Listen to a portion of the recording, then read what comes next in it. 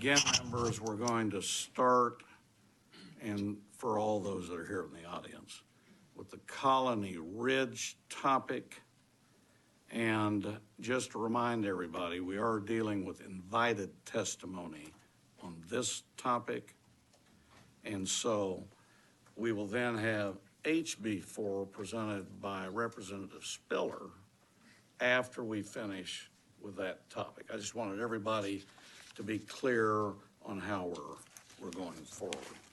So, members, we're going to first hear from invited testimony only on the special session agenda item concerning the public safety, security, environmental quality, and property ownership in areas like the Colony Ridge development in Liberty County, Texas. We will begin today's hearing with the first witness. Members, we will hear from the witness first and then allow time for questions.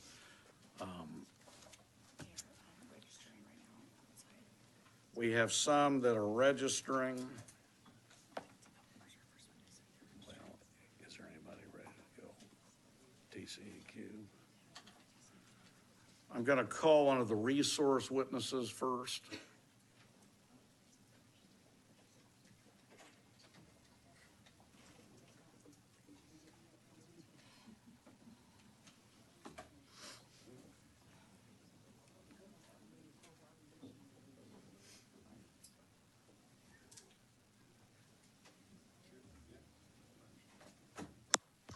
Chairman, do we have a resource from the governor's office? I think that'd be really important. We do not. Can we, in case the governor's office is listening? I have a feeling they are. I think it would be good if they'd be willing to, but if they can't or whatever, I understand, but I think it would be good just. It is noted, and I'm sure they're listening. Kelly Keel.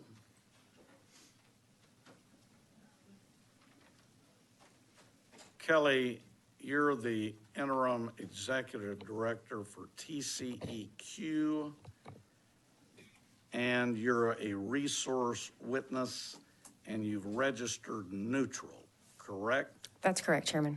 All right, and I'm just going to ask, could you give an overview from TCEQ on the Colony Ridge? Yes, Chairman, I'd be happy to do that. Good morning, Chairman and committee members. My name is Kelly Keel, and I'm the interim executive director at the Texas Commission on Environmental Quality. And I have with me today a couple of subject matter experts from the TCEQ to help me answer any questions that y'all might have. As it relates to Colony Ridge, which is the name used to refer to a large development that includes multiple entities that we regulate. So our current jurisdiction within that development covers permitting and it covers compliance and enforcement for a few key matters. So those key matters are going to be air emissions, stormwater, wastewater, and public drinking water. So from the permitting perspective, we've issued 1 air permit, we've issued 10 domestic wastewater permits, and there are 6 active public drinking water systems in that area. From the compliance and enforcement perspective, we've conducted investigations based on our compliance schedule, reporting requirements from the regulated entities, as well as any complaints that we've received. So since 2017, we've spent more than 1,500 hours of staff time investigating Colony Ridge. We have completed 45 investigations to date, and we have additional investigations that are ongoing. So those investigations have included 16 stormwater investigations, 20 wastewater investigations, 1 air investigation, and 8 investigations of public drinking water. The 45 investigations have also resulted in 32 enforcement actions.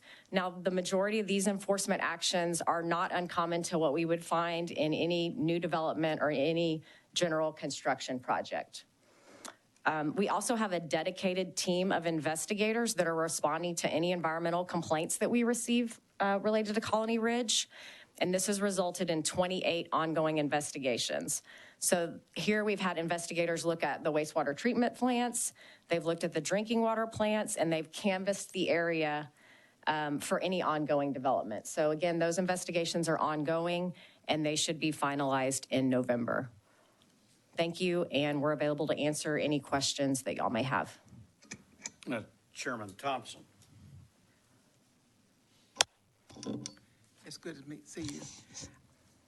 I'd like to have a meeting with you sometime during the interim, please, because I had a problem in my district, the Reed Estate, where my constituent was given 4 bottles of water a day to bathe, wash, cook, and clean. And I had a very difficult time dealing with your agency to get assistance with that. In addition thereto, Harris County is having a problem, and there are some rules and regulations that you all are promulgating relative to our air quality there without the input of the public. So if you would be kind enough to let me visit with you during the interim, I would appreciate it. Yes, ma'am, we'd be happy to meet with you. Thank you. Thank you. Representative Turner. Thank you, Mr. Chairman. Ms. Kill, you mentioned, how many investigations have you initiated in Colony Ridge? So 45 investigations have been completed, and I think I said 20 were ongoing. That number is actually 28. I apologize. We've had more initiated this week. So 45 completed, and then in addition. And another 28. Yes, sir. Ongoing. Okay, thank you. And how are those investigations initiated? Was there a complaint that triggered the investigation, or was this just proactive enforcement from TCEQ? What's the process? Combination of factors. The majority of these are going to be driven by complaints, but we also have investigations that we conduct based on a routine compliance determination schedule, depending on the type of facility. Okay. And those that were initiated by complaints received, were those from residents of the community, or who are the complainants typically? With the chair's permission, I'd like to invite our director of the Office of Compliance and Enforcement, who can answer that question more specifically on the nature or the entities that have complained, if y'all are comfortable with that. Do we have them registered? So you have 2 people with you, Yes, sir. and have they both Correct. registered? So have them sit right up here. Okay. Come on up. Where's your other? Craig Pritzloff is the director for Office of Just a Compliance and second. Enforcement. Where's our second person? Sit right there. All right, and Chairman Turner, you would like to be able to question her associate. Yes, please, Mr. Chairman. Come to the microphone, and then you sit right there, and we'll call you right back up. Yes, Chairman. Get up. Thank you. Come on up. Okay, state your name, who you're with. Thank you, Mr. Chairman. So Craig, we've got you as Craig Pritzloff, Director of Compliance and Enforcement, Texas Commission on Environmental Quality, neutral on this legislation. That's correct, sir. All right, go right ahead. Question is, if I may restate Sure, regarding complaints. Yeah, how would you characterize the people who have complained to the commission that's resulted in an investigation? Are these residents of the community, or are they people outside the community? It's a mixture of both. Since 2017 to present, we've received 41 total complaints. Okay, If you'd like a breakdown of those, I can break it down by media. sure, yeah, it can be helpful. From 2017 to 2023, we received 24 wastewater complaints, 3 drinking water, public water drinking water system complaints, 12 complaints related to stormwater runoff issues, 2 complaints related to air issues, and some of those go back to 2013 when the development was first around, and that's the total universe of complaints. Okay. And so in terms of who the complainants are, you said it's a mixture of people who live in the community, so residents presumably that are directly impacted. That's correct. That's some. That's some, and then there will be some that I believe are outside. We generally keep complainant information confidential. Sure. For a variety of purposes, but I can broadly speak and say there are neighboring community members that have complained, and I think some outside. Okay. Yeah, no, I'm certainly not asking for anyone's identity. I'm just trying to understand if you're outside the community, what would have precipitated a complaint? Is this someone who just has knowledge of the community and thinks something wrong is is taking place that the commission needs to investigate? Is there, trying to understand what their interest would be in filing a complaint? I can't speak as to what the individual complainant's interest might be. We, at TCEQ, though, value complaint. We can't be everywhere at all times. And so we have a robust complaint intake process, and we investigate any and all complaints that are within our jurisdiction, refer those that are outside our jurisdiction. So, for example, say on the wastewater complaints, there may be an allegation that there's a manhole overflow. And so we would go out and investigate and see on the ground, get an investigator on the scene and see if we can verify the complaint's allegations, and if so, take follow-up action with the responsible party. Okay. So, and I've got a couple other questions. I don't know if I should address them to you or to the... Go for it, and I'll see what I can do. All right, sounds good. So basically, Colony Ridge is a mud, is that correct? Or a series of muds? Is that Yeah, fair you're to getting outside my area, but I believe there's a series, yes. several muds. Do you know roughly how many? That I do not know, but I have my colleague behind me who can directly address that. I'm more compliance and enforcement focused. Understood. Okay. Well, I'll save that question then for when your Sure. colleague comes back. With respect to compliance and enforcement, then, when you do find, when you initiate one of these investigations, whether it's for wastewater, drinking water, stormwater, et cetera, what authority do you have then to remedy or rectify this situation if you find that something is happening that needs to be corrected? We have statutory authority for public drinking water systems that comes under Health and Safety Code, Chapter 341. Okay. And 341.049 allows us to administer an administrative penalty as well as take formal enforcement action. Under Chapter 26 of the Texas Water Code for wastewater overflows or unauthorized discharges to waterways, we have 26.121 authorizes us to take enforcement action as needed. The specific enforcement authority for us there was consolidated into Chapter 7 of the Texas Water Code. Under 341, Chapter 341 of the Health and Safety Code for public drinking water systems, our administrative penalty is for per violation a range of administrative penalties from $50 to $5,000 per violation per day. Under the Texas Water Code for unauthorized discharges to waterways, the administrative penalty will go from $0 to $25,000 per day per violation. And we have a variety of factors set forth under Chapter 7 and under Chapter 341 for us to guide that penalty. However, I do want to emphasize the primary focus of any of our compliance and enforcement actions is compliance. Compliance first. We seek to obtain compliance with whatever violation that we observe, and that will be through working with that entity to achieve compliance immediately and as quickly as possible. And if necessary, we take formal enforcement as needed to assess an administrative penalty, as well as to issue ordering provisions if they're not able to timely comply. Okay. And when you do assess a penalty or an enforcement provision, is that being assessed or enforced against a MUD or a developer within the MUD, or who is the recipient of the enforcement action?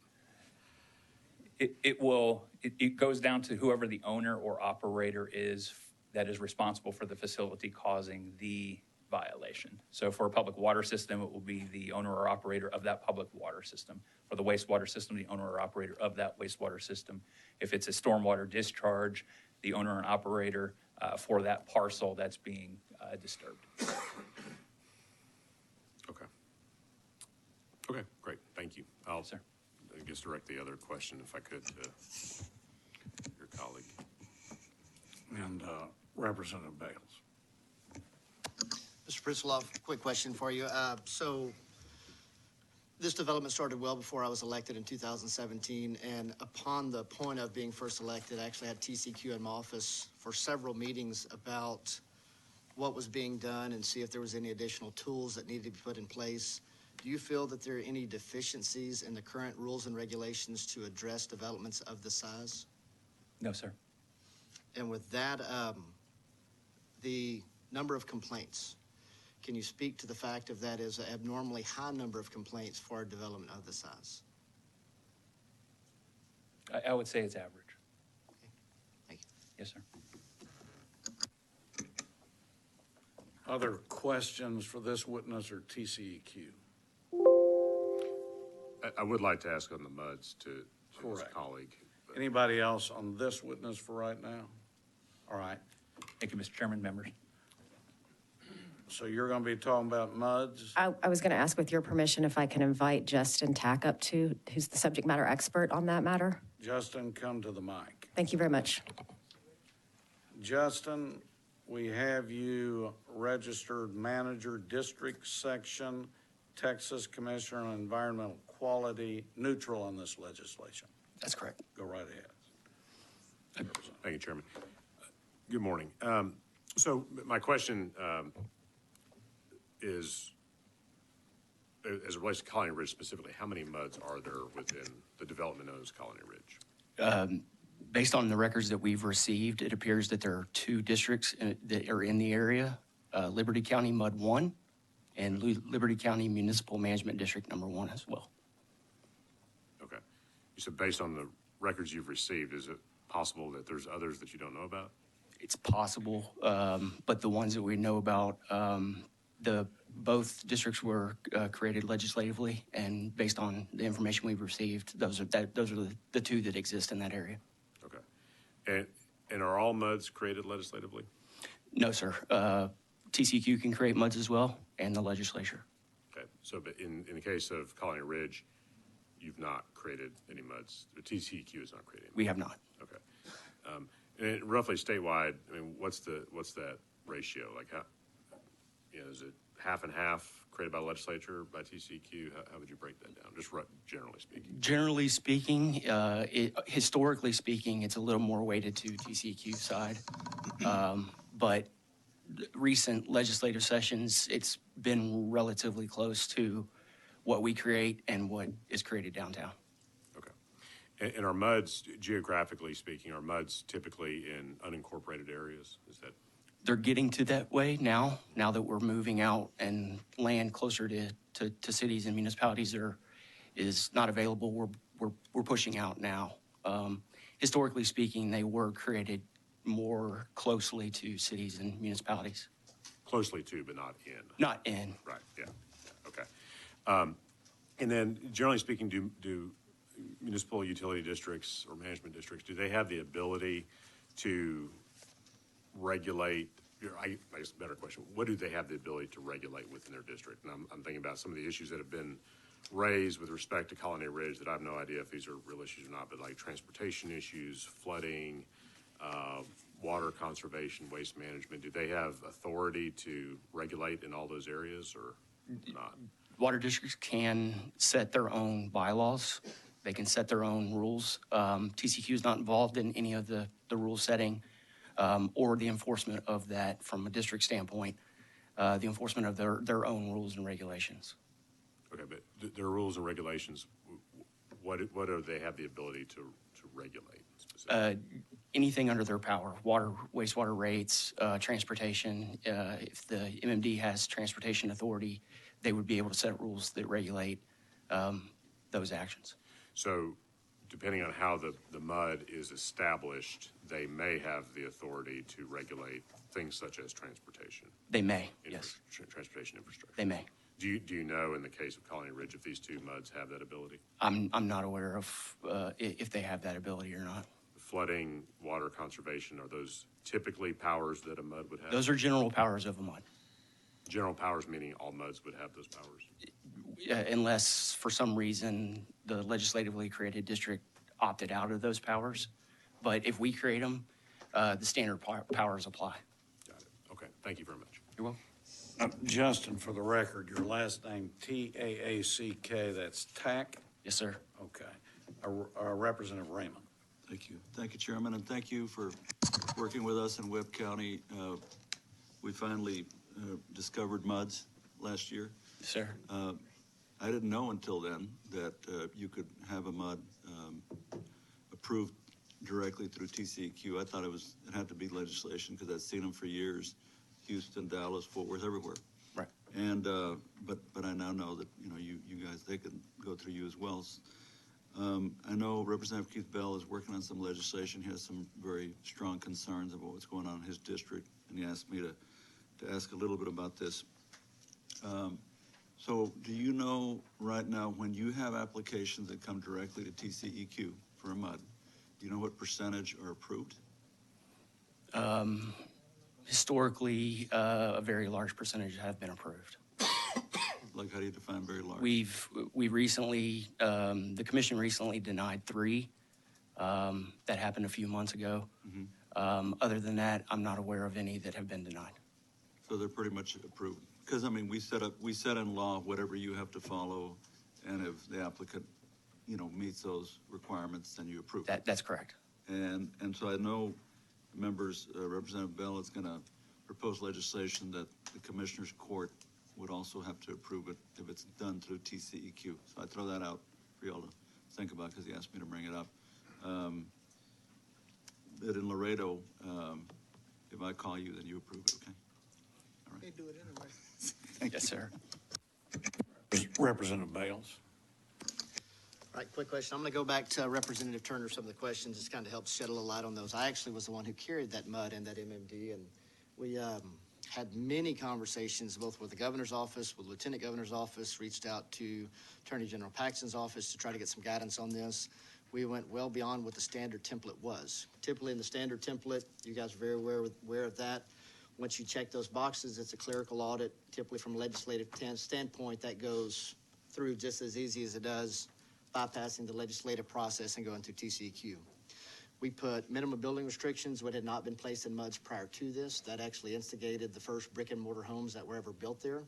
We could actually only do the MUDs on land that was not developed prior to this. So a lot of the issues and concerns actually were in sections that were done prior to us doing this legislatively. And the reason we did this legislatively is so that we could actually put some restrictions other than going through the standard audit of checking the boxes through TCEQ. We also made sure that we had letters of support from Commissioners Court and from the school district and from the city before we did these, just to make sure that we did our due diligence to make sure that we were able to help the area in concern. Typical standard template, the developer actually names the first 5 interim members of that board.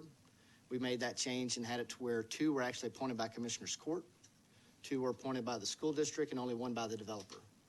We put a conversation in there, minimum road restrictions, and also we did, prior to the conveyance of any bonds, final issuance of land, and we actually had the meets and bounds in that piece of legislation for our first responders complex and also for schools. Representative, we can only ask questions.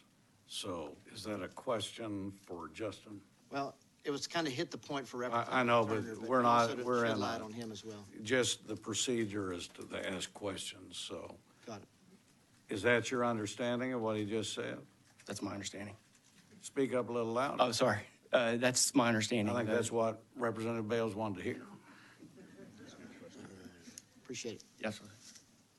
Other questions of TCEQ? All right, thank you. Thank you.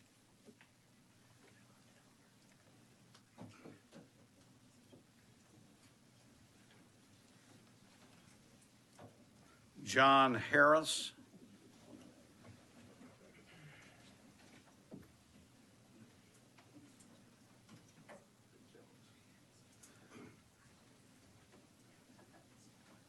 John, we have you registered as John Harris, Colony Ridge and Self Neutral. Is that correct? Yes, sir. Go right ahead. Chairman Hunter and members of the State Affairs Committee, my name is John Harris. I'm the CEO of Colony Ridge Incorporated, and I'm super grateful for the opportunity to be able to come here today and talk to you about what we do and why we developed Colony Ridge in the first place.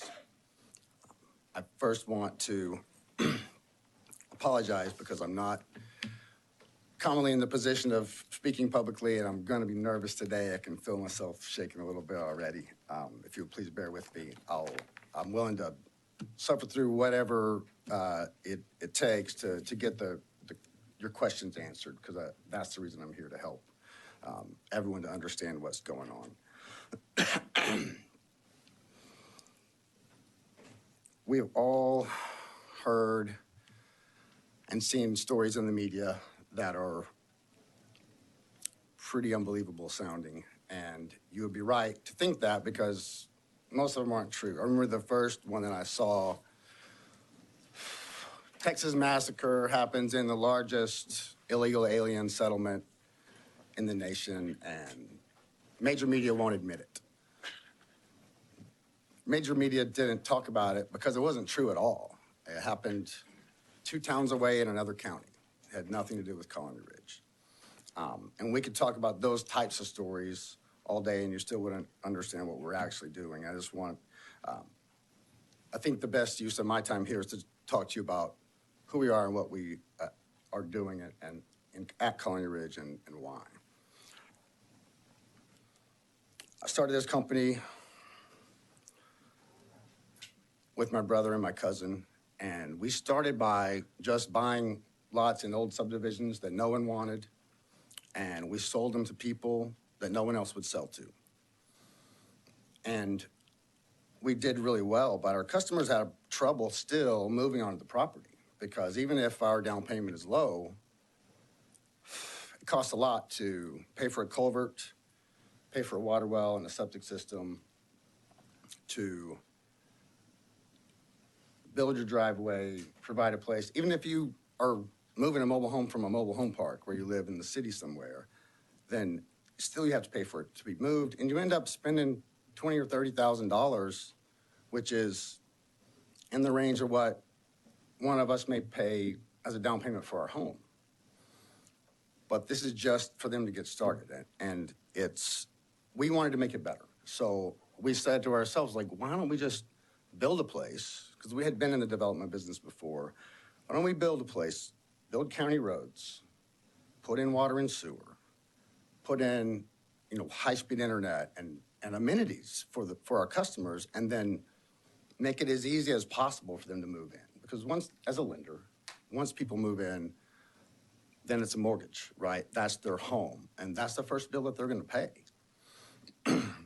So that was our plan, and we did it. We went to Liberty County. We bought 500 acres of timberland, and it sold really quickly.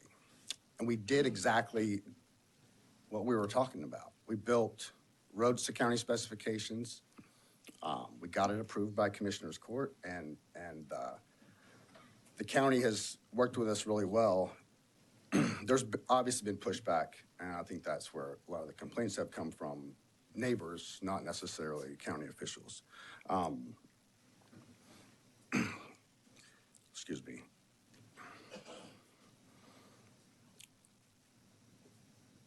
So the most important thing we did for our customers is to provide financing that they couldn't get anywhere else. And that allowed them to move onto the property quicker. And it allowed us to grow. And as we bought more land around there, it just came one piece at a time, until now it looks like a master plan community, which only the last half of it or so is we've had the ability to do that. But what we've done is we've been able to donate 65 acres of land to the schools. We've donated land for a county sheriff's annex. We've donated, we've built an activity center in the community and donated that to the the MMD. And from that place, the POA helps people with their permits. If someone needs help, they come in, they provide translation services, they let them know every step along the way. There's an architectural control committee at the POA, but also their county permits for their culvert and their water and sewer hookups. They help them deal with the water and sewer company with power to get it turned on, and all the steps, because a lot of these are first-time property owners, first-time to own real estate. And so we help them every step of the way as much as we can.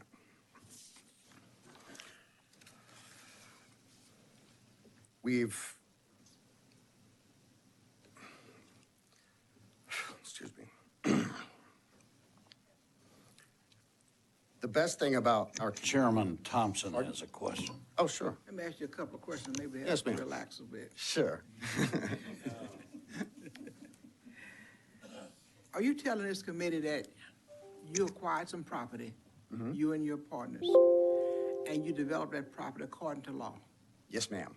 And in developing that property according to law, you sold that property according to law? Yes, ma'am. And you instituted, in that development, certain necessary things like water and electricity and roads and bridges and things of that nature. Yes, ma'am. And you sold it to people who have moved in that area.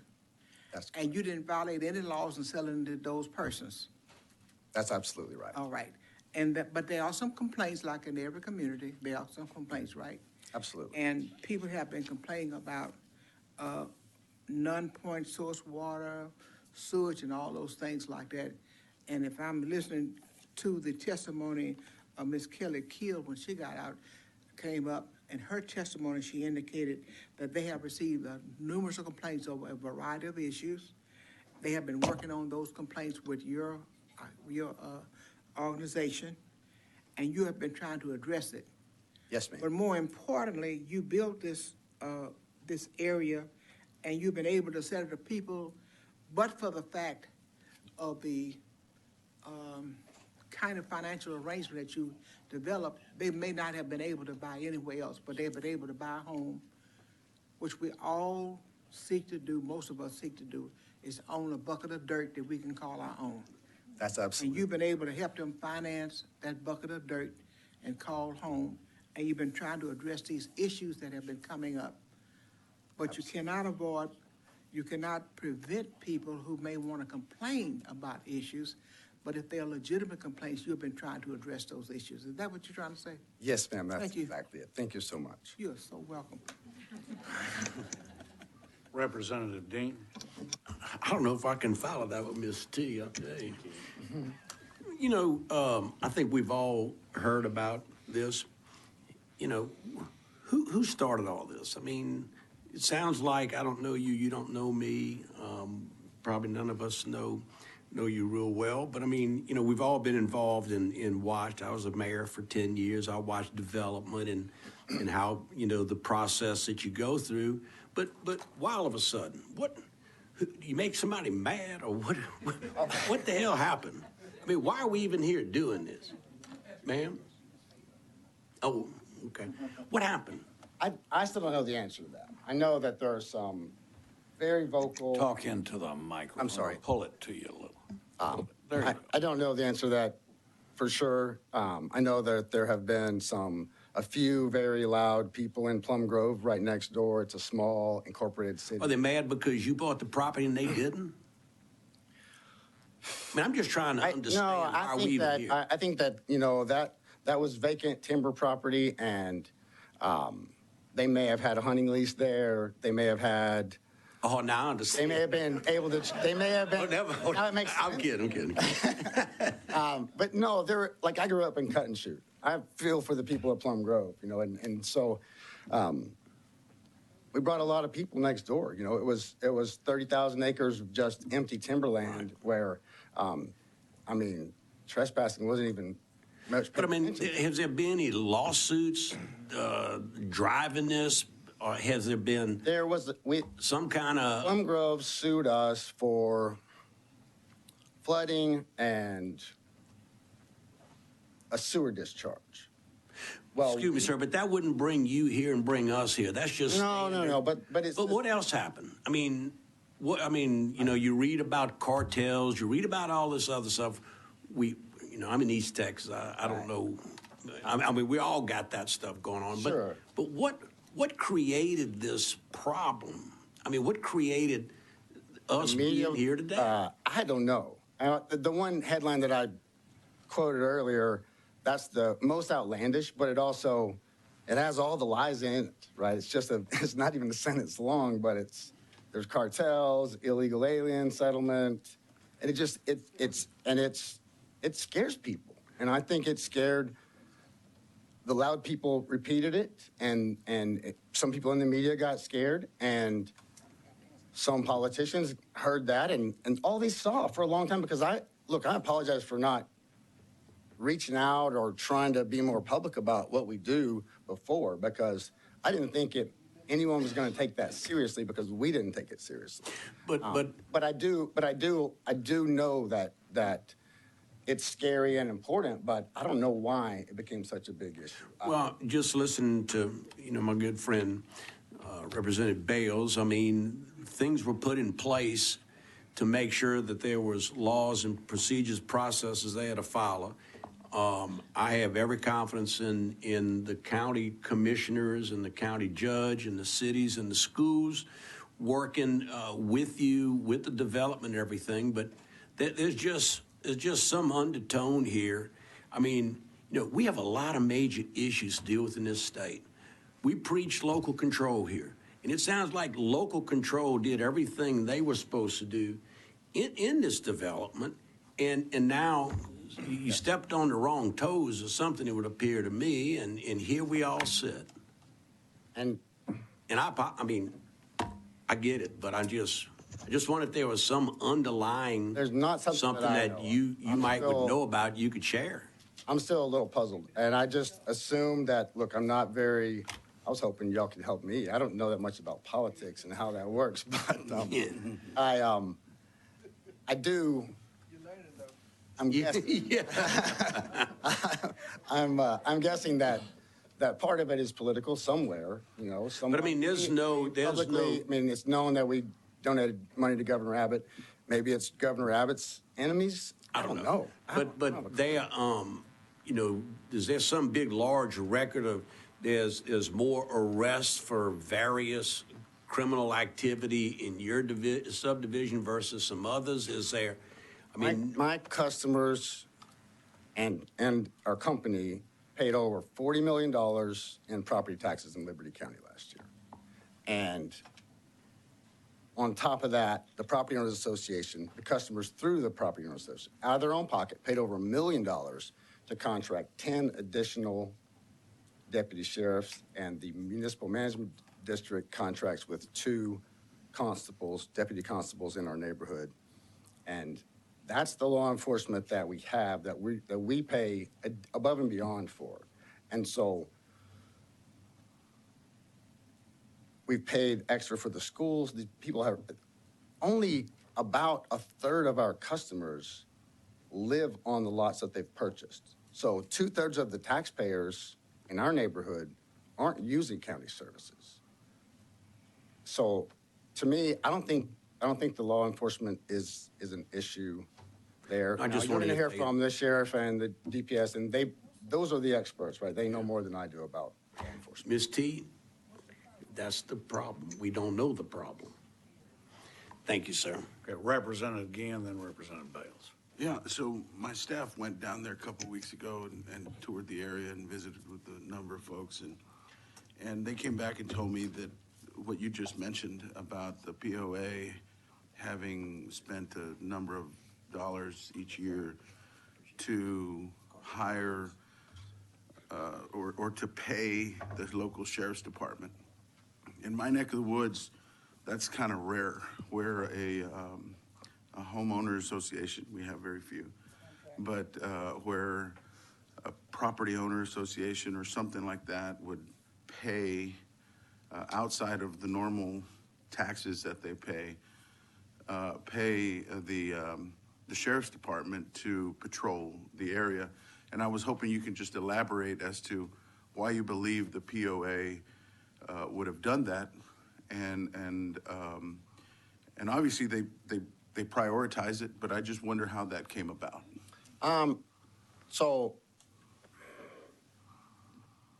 I'm on the board of the POA, and we know that our growth had the potential to put a strain on county resources. And we knew that there was a certain element in the county that frowned on what we were doing because of either the race of our customers or the fact that we were, developing their old deer lease, or the fact that they didn't want neighbors, right? So we wanted to make sure that our customers felt safe. Not only were safe, but we're able to feel safe, and that the police presence helps a lot with that. And the sheriff's deputies do a great job of community policing. They know the citizens out there, and it's worked out well.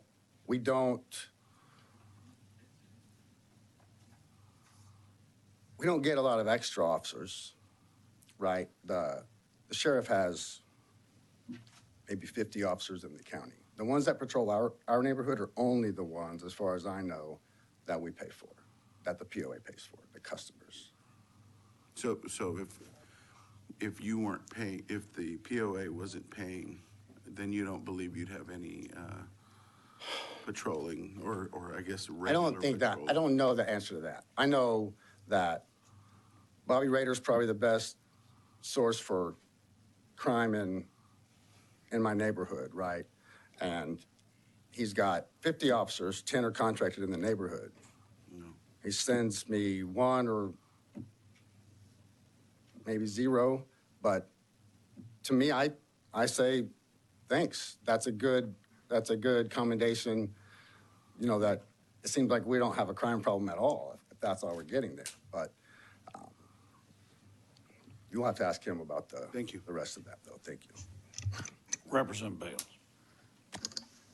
Mr. Harris, I have a question. I've got to lead up with one statement on that. Sure. A lot of people ask, why did Commissioner's Court let this happen? We've got the county judge here, we've got commissioners. This happened well before they took office, well before I did, but just for a point of interest, it's a clerical audit. The county puts development restrictions in place. Once that developer meets those boxes, the county cannot discriminate, not pass that. That's how Absolutely. statute works. With that being said, could you have placed the same development in adjoining counties like Montgomery County, or do they have more stringent development procedures in place? And how have the development procedures in Liberty County changed after this has started?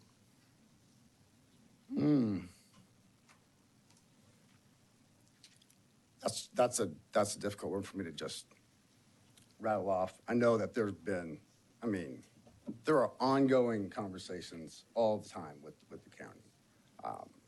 And, you know, we have attorneys that work for us, and the county attorney is available to talk to those guys. And but we had I want to say 2018, there was a workshop where everyone was invited, commissioners, developers, and we kind of worked through a lot of, they did a revision of the subdivision guidelines, a little more stringent, you know, we've tweaked our restrictions. We realized that the first section we did, and our customers like it because they don't have to find a storage place, but it doesn't look as you know, especially, you know, some of you were out there a little while ago, and some of those houses aren't beautiful, you know, but the political, as far as going to another county, I think that because it's not pretty, that it would be hard to do. And I don't know, you know, I don't think it would be illegal in another county. So I don't think that there's anything in anyone's subdivision guidelines. Yeah, sure, we might have to change some things, right? Just road standards could be different, thicker, thinner, whatever, but yes. I'll follow up on that. You mentioned road standards, roller compacted concrete you guys use throughout the subdivision. I know that's probably not approved in others. I want to start with that, and then also as far as, because you guys are outside of an ETJ, from the enforcing restrictions, is that enforced by the POA, by the MUD? I know the county is limited on their ability to enforce restrictions. So Sure. speak first to roller compacted concrete and then to how restrictions are enforced. Sure, yes. So roller compacted concrete it's a really neat product. It's pretty new. And I'm not a construction expert, but I've been dealing with roads for a long time. So they basically mix the concrete really dry and dump it out of a dump truck into the paver, and it lays it down like almost like asphalt pavement. And you could drive a truck on it within the hour. It's super neat. It's a great product. We built it because the MMD, to answer a question that I think I'm going to get from Mr. Turner or Representative Turner in a little bit, the MMD, it has road repair powers.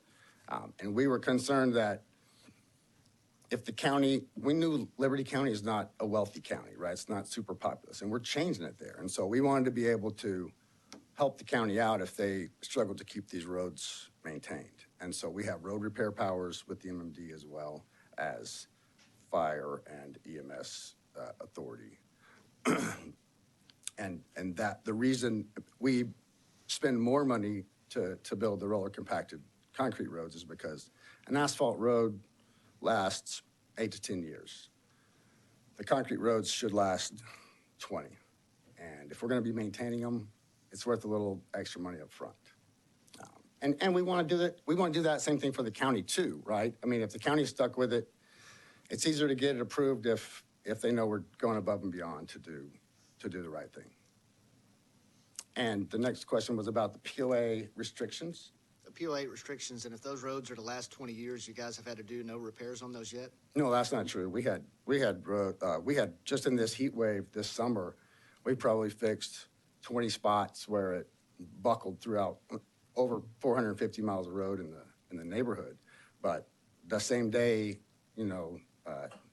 Textile was fixing 60 places on 105, right? So it happened all over the place, and repairs have to be done. And a lot of that stuff is still, when we build the roads, the county looks at the plans, looks at the engineering, looks at the lab reports from the construction, and then they accept the roads and say, you guys get to take care of it now for 2 years. And so during that 2 years, any little issues, and it's not uncommon for issues to pop up, and that's why there's a 2-year period. A lot of counties, there's only one. Liberty County plays it safe, and it's a smart idea. We're fine with it. We maintain the roads for 2 years, and then they come back and inspect them again. We fix any deficiencies that may be found, and then we move on and turn the roads over. They get accepted into the county maintenance system. Before that, we have a bond to protect the investment, right? So someone buys a piece of land from us. If we disappear, which would be silly since we owner finance everything, so we don't get paid till later. But if we disappeared, the county still has those bonds to complete the roads to the specs that they've approved. As far as the restrictions, what was the question? Was it how they came about, or who enforces? Enforcement of restrictions. Yeah, Who so does that fall under? It's outside of the ETJ. I know City of Plum Grove actually de-annexed. The City of Plum Grove speaks very quickly about the impact, but they actually de-annexed part of this development before it was actually formed, so that they weren't responsible for. That's correct. Rather than expand their ETJ, they actually de-annexed. Shrunk it. Yeah, so the enforcement of the deed restrictions are through the Property Owners Association. There's an architectural control committee in several of the there's actually 6 neighborhoods here, right? So it's all contiguous now, but only from our last purchase a couple of years ago. And so, some sections are houses only. Some sections we only sell the lots to builders, which is more typical of what a developer would do, right? Sell the residential lots to builders. People move in, one at a time on this street, and then they start on the next street and they do the next one. We build the whole thing and then sell the lots to individuals, and then they do what they want with their property. They hire a builder, they build their own, and in a lot of areas they're allowed to do mobile homes. Some areas, like I was saying, the very beginning, restrictions are minimal. Closer to the end, closer to the more recent stuff we've been doing, there are different types of restrictions. Like in mixed-use areas, a lot of times you'll see nice homes next to mobile homes, but the mobile homes in the newer areas have to be skirted, and it makes it more expensive for the low-end buyer, but it's a nicer neighborhood to drive through. But yes, the POA does that. They've got inspectors out there every day. On top of assisting people with permitting, they're also inspecting, looking for violations and helping to get those corrected. Representative Raymond, then Spiller. Thank you, Mr. Chairman. Just very quick, you made some reference to, and I think I read about some House members, maybe senators too, having gone and sort of toured Yes. area. Is that right? Would you, are you willing to sort of issue an open invitation to? Absolutely, yes. I was, I'm glad you said that because there's a good chance I would have forgotten, although I had planned to ask. But please, we'll make sure that you have our information to get in touch with us. But we would be happy to tour anyone from the Texas legislature. We're really proud of what we do, and you know, hopefully you'll be impressed with it as we think. You'll think as highly of it as we do, or at least a little bit. Listen, having seen some of the unincorporated areas in South Texas developed, what you're describing sounds like so much better. It's a lot different. So much better than some of the places that we're familiar with in South Texas. So, thank you. Thank you. Representative Spiller. Thank you, Mr. Chairman. We've heard from some, and some we haven't heard, as some of the problems, perceived problems, concerns dealing with Colony Ridge. I heard from TCEQ relative to water, wastewater, those type of environmental quality issues. You've addressed some other developmental issues.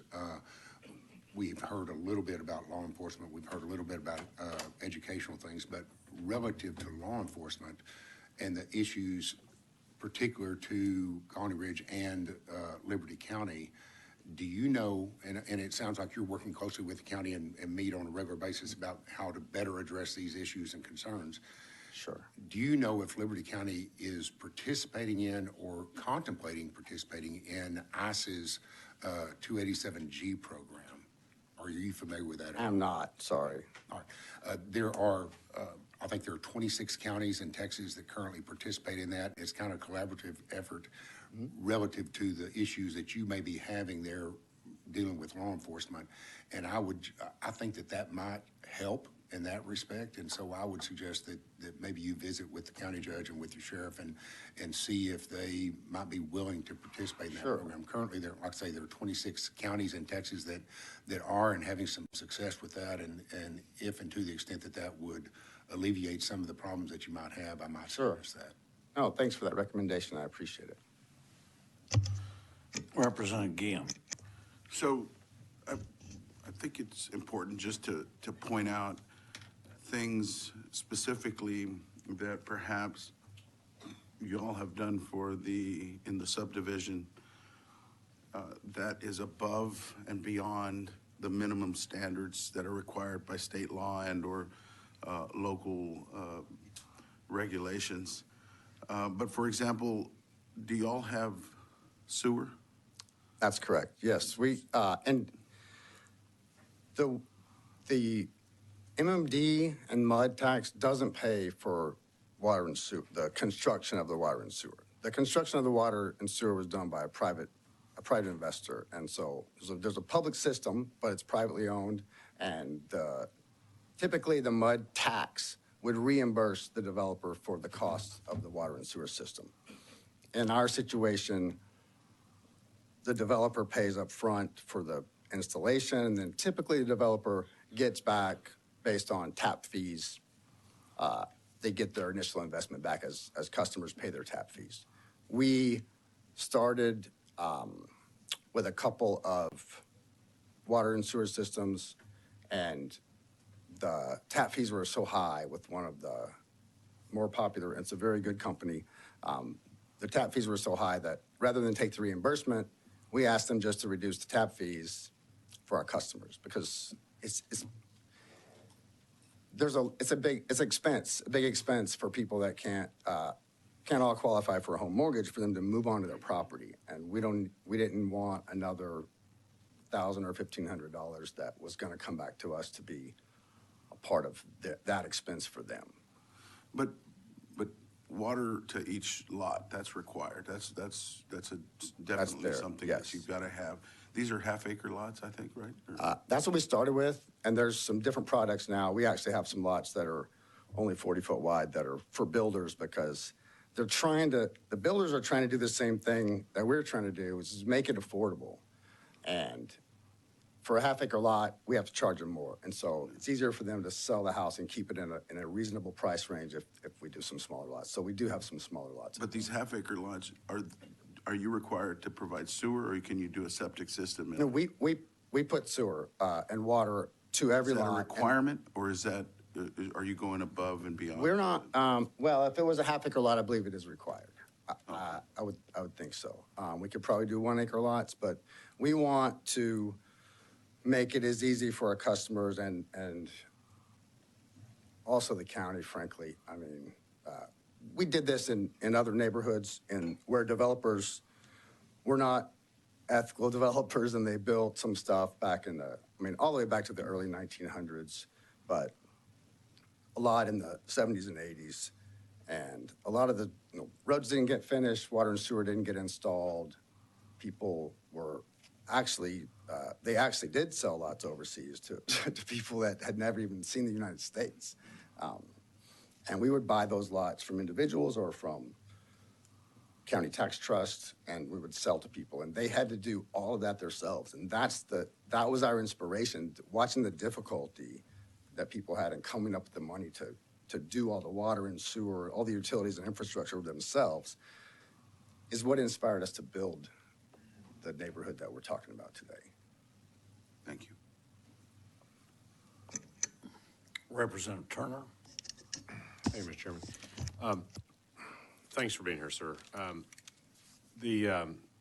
think you're probably aware that on September 30th, some members of Congress from Texas wrote to the Attorney General about concerns that we're here discussing today. So since I think this has happened since you've been up here talking to us, the Attorney General has responded to them.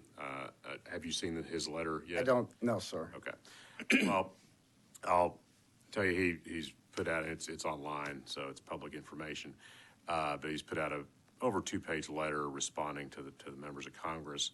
I won't go through the whole thing, but let me just ask you, he makes a couple of claims here that are pretty serious allegations, so I want to just ask you about them. But first, let me ask you that he in the first paragraph says, I write today to share the Office of the Attorney General's findings and analysis. Have you visited with the Attorney General or anyone on his staff about his research here on your project? No, I haven't personally. They have sent requests for information, and we've provided it through our attorney. And so personally, I haven't spoken to anyone at the Attorney General. Are you aware if anyone from the OAG, from the Attorney General's office, came out to Colony Ridge? Yes. Yeah, we had 4 people come out from the AG's office, different, I'm not going to get all the names, but. That's fine. Someone from Dallas, Houston. Okay, so they came out and did a site visit. They did a tour with legislators when we had the. Oh, they were part of the legislator tour. Okay, Yes. very good. Okay, so among other things in this letter, he says that the development scale of growth and unmanageable externalities reveal that this unincorporated settlement has drawn far too many people and enabled far too much chaos for the current arrangement to be tolerated by the state. Is that a fair characterization, that there's too many people and too much chaos? I don't think so, no. He also says the scale of the Colony Ridge development has proved unmanageable for effective law enforcement and other key standards of acceptable governance. Violent crime, drug trafficking, environmental deterioration, public disturbances, infrastructure overuse, and other problems have plagued the area and nearby towns. Do you think that's a fair? No, I don't think it's fair at all. I wish he had come out himself to see what's actually there. I think that most of that can be disproved easily. Okay. And I won't go through the rest. It's a lot of personal attacks on members of the legislature. But Surely not. he says thinks it's an important issue for the special session. So my last question, that we're here because the governor has put this item on the special session agenda Right. for the legislature to do something. As Mr. Dean said, we're not sure what we're supposed to do here. Did you have any conversations with the governor's office leading up to this special session about what's going on at Colony Ridge and any issues that need to be addressed? We have not. You haven't heard from any of them? Okay. All right. Thank you very much. Thanks for being here today. Appreciate it. Representative Chia. Thank you, Mr. Chairman. When the gentleman is done with his testimony, I was wondering if we can have TCEQ come back up just for a couple of questions. Absolutely. Thank you. Representative Bales.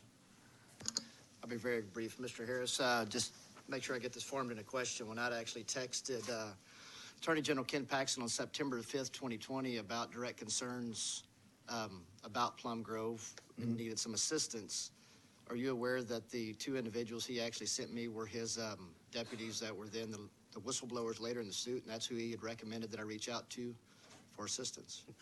Did not. Thank you. Representative Lopez. Thank you, Chairman. I do have a question for you. I'm from South Texas, Cameron County and Willacy counties, and I did have a community member approach me about it, a construction company. And so I've heard a lot about what you said today. You've had a lot of regulations that you had to go through. You had to get permits with TCEQ. You also had to follow county laws, Commissioner's Court. Let me ask you, the laws that you're following here, when it comes to Colony Ridge, which is a low-end area, how do those laws compare to a high-end area? Is there a difference between any of those laws? I don't think so. Okay, that is all I had to ask. Thank you. All right, seeing no more questions, thank you, sir. Thank you very much. Again, please, anyone that's interested, please contact us. I'll hang around here for a while and we'll be happy. Representative Raymond. Just one quick last question. So I've wondered, do you know how they came up or why they came up with the name Cut and Shoot? No, I'm serious. Because I'm like. There's a story, and it's not as exciting as you would hope, but it's I was hoping it was exciting. Yeah, it's not as exciting at all. It's about, there was evidently. Make there it was short. There was a church, and there were multiple congregations there, and they got in a fight over who was allowed to be there and who wasn't. And some kid was quoted as he was gonna cut through the bushes and shoot up the trail to get out of there before the fight started. And So then they said, we're going to name this town Cut and Shoot. evidently. All right. Amen. Thank you, sir. Thank you very much. Kelly Keel back. Kelly?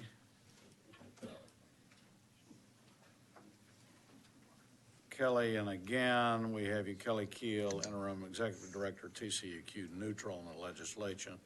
Representative Chia has a question. Hi, Kelly. Thanks for being here. Just really quickly, just so I understand the timeline of approvals on this. You're the interim executive director, right? That's correct. How long have you been on in this current role? Since June of 2023. Since June of 2023. So any approvals by, any of the early approvals by TCEQ of the activity that's going on in Colony Ridge would have preceded your tenure? Correct. The majority of those actions would have, yes, sir. I don't have the exact timeframes on when investigations have been finalized. So some of those may have been finalized in the last few months, but the majority of the agreed orders and other things have done prior to me being in this role, yes, sir. Prior to you being there. And then early on, as the MMD and the MUD were being developed, I guess that was way before your tenure in this role. That would have been in 2017, according to Representative Bales, right? And does TCEQ do any of the approvals at that point? I know it's a legislative establishment of these MMDs, and however, are there TCEQ approvals that need to be received by the developer at that time?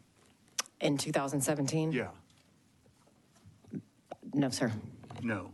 And then as complaints began to be received by TCEQ, your predecessor, I guess, would have been engaging, investigating, coming up with consent orders, et cetera. Is that right? That happens within Our Office of Compliance and Enforcement, yes, sir. So we produced agreed orders, which are an outcome of our enforcement process. And so we've had 3 agreed orders as it relates to the investigations in Colony Ridge. And does the ED or your position ultimately sign off on the agreed orders? It's delegated to the ED, but those would have been in 2020, 2022, and 2019, I believe. Got it. So, either directly or by delegation, your office signs off on these Yes, things, sir. correct? Who is your predecessor in office? I'm the second interim executive director at TCEQ. Prior to me, it was Aaron Chancellor, whose permanent role is our Office of Legal Services. And for what time frame? 6 months for Ms. Chancellor, and I started, I think it was June 15th of 2023. Okay, so 6 months prior to you, there was another interim, and who was the longer-term ED prior to the first interim? Toby Baker. And, okay, and where did Toby Baker, who was responsible for the agency, go? He's currently in the governor's office. Okay, thank you. Thank you very much. Sure.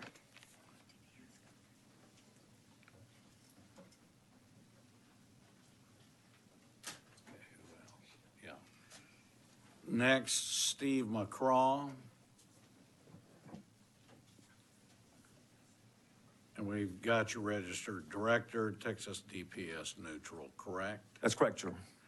Okay, first, members, do you have any questions? And if not, give just a little overview, sir. Yes, sir.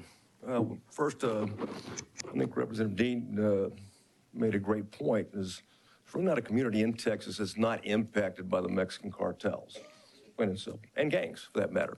When there's cocaine, heroin, certainly methamphetamine. We've seized over 52,000 pounds of it. And now fentanyl is the most deadly threat right now. So all communities have this or impacted by this. We've received reports. The governor was very clear back in January about a no-go zone in Liberty County. And of course, we work very close with Sheriff Rader. We weren't aware of a no-go zone. There's no such thing in Texas as a no-go zone, by the way. So, and we obviously talked to the sheriff at that point in time, and he assured us that was not the case. Certainly our sergeant didn't think so. Our troopers can go anywhere. His deputies can go anywhere in that regard. So that was taken care of. I was concerned about, because there were reports of criminal activity, specifically organized criminal activity, more specifically cartels and gangs, operating in the Colony Ridge area, which is really anywhere from its estimate anywhere from 40 to 70,000 people in a county that in the 2020 census was 90,000. So it's a huge community that grew up right in the middle of Liberty County next to Plum Grove.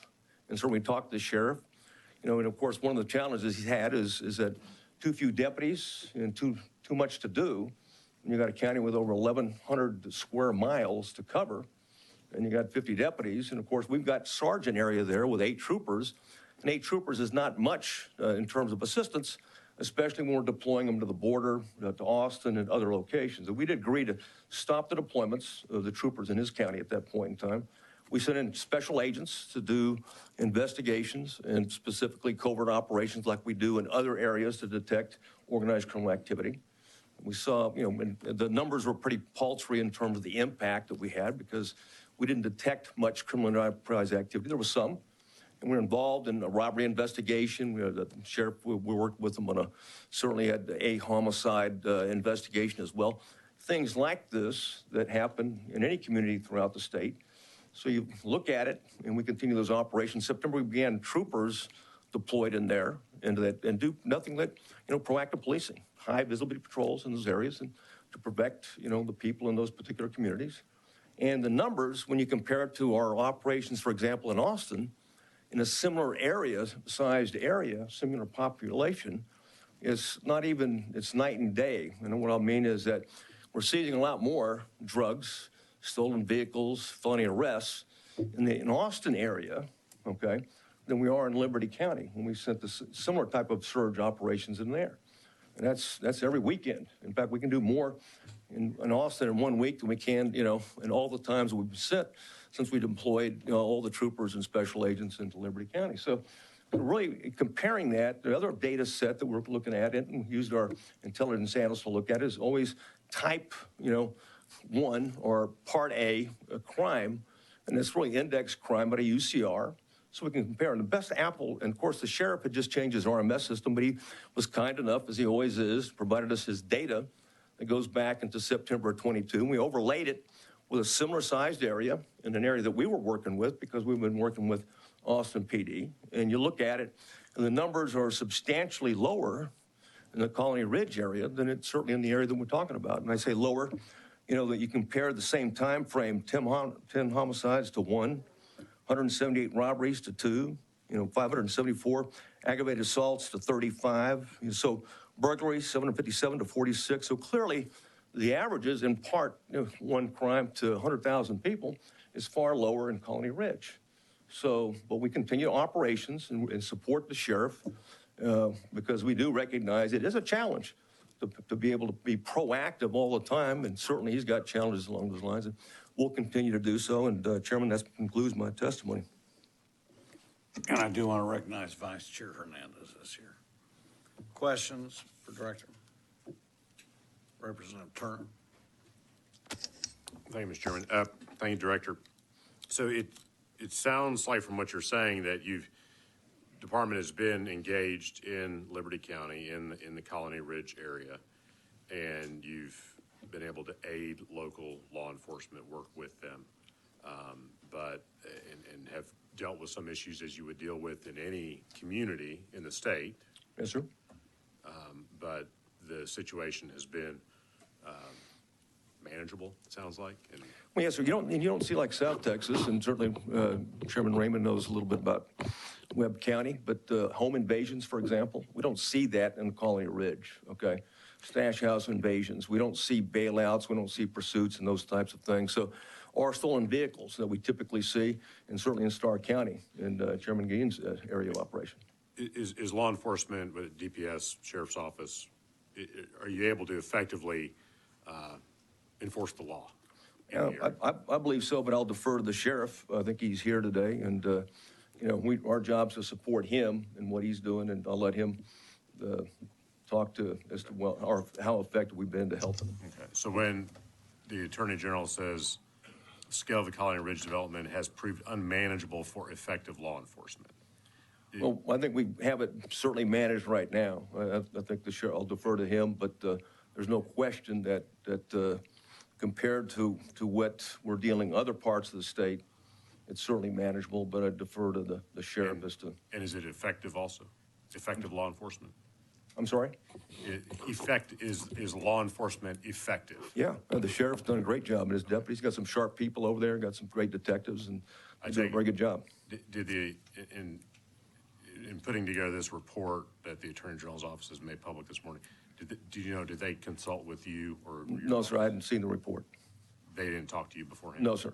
All right, thank you. Representative Bales. Director, I appreciate you being here, and I just want to make one quick comment. I do appreciate the fact that you guys have allocated additional resources. I know Sheriff Rader's here, and he can speak a lot best of the challenges there, but in San Jacinto County, just due north, one county north of that, I know that we're only able to have 3 officers per any shift on the streets. Yes, and that's very tough. That's very tough, and like I said, we are just one neighboring area above that. So I just want to say thanks for the any additional support you guys can provide and being able to come here and testify. So. No, thank you. Thank you, sir. All right, thank you, Director. Thank you, sir. Bobby Rader.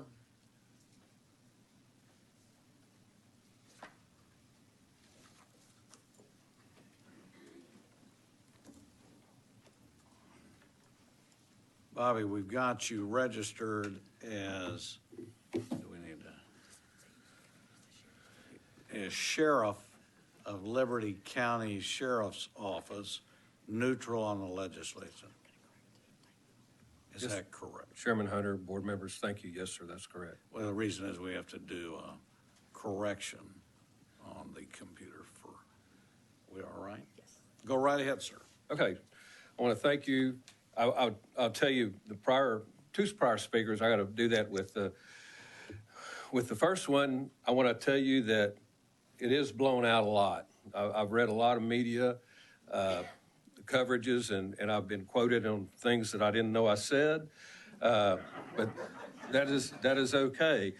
I want to give a disclaimer. I have never been in real estate. I've never been an agent. I've never sold anything. I don't even want to buy land right now, if that's okay.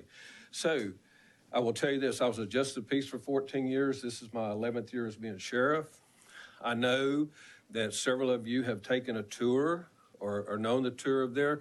In all the years that I've been either a JP or everything, I've never been able to judge crime by the condition of a house.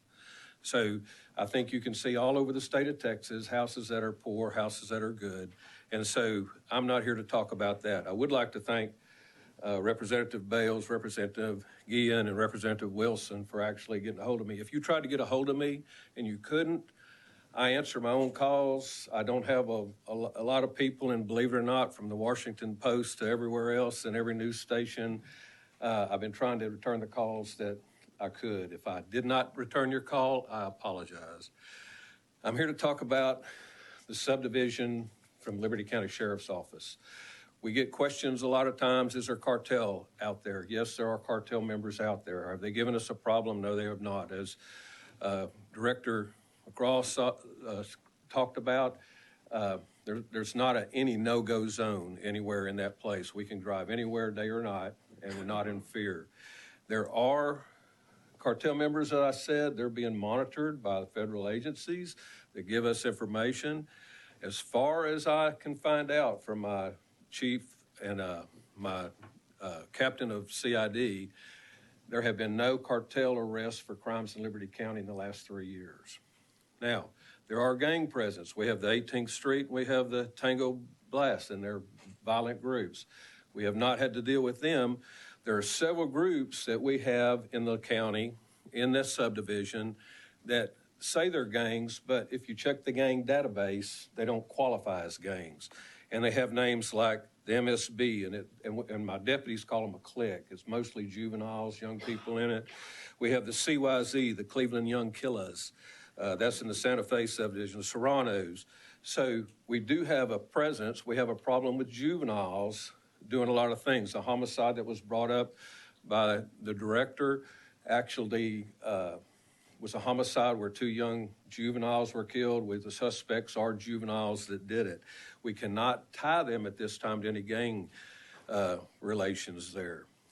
In some of my quotes that I had, yes, in March of 2001, there was a large meth bust in Florida.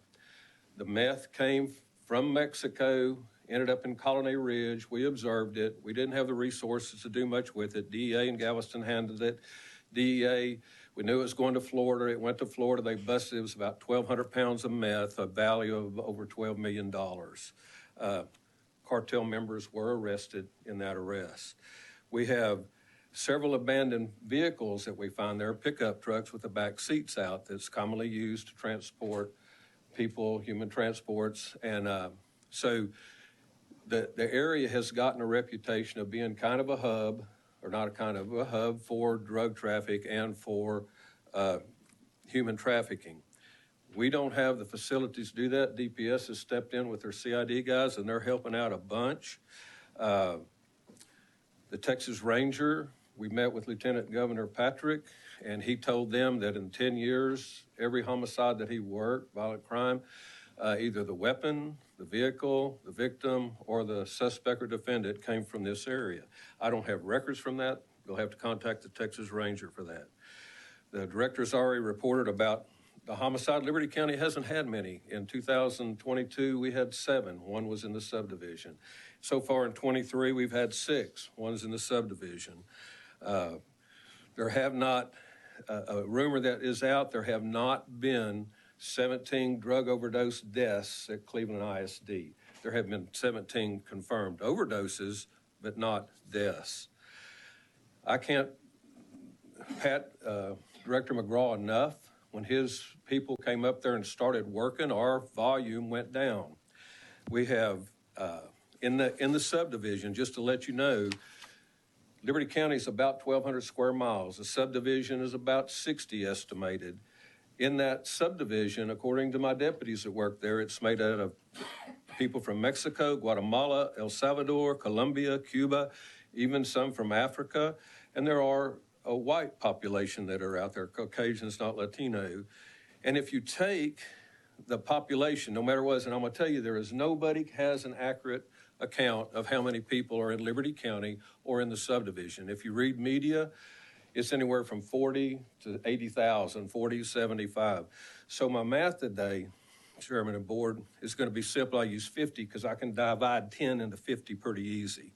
Okay, so based on that, if they have 50,000 people in this subdivision, I have 10 deputies, by the way, which the POA pays for. They pay about $822,000 a year to pay for the deputies.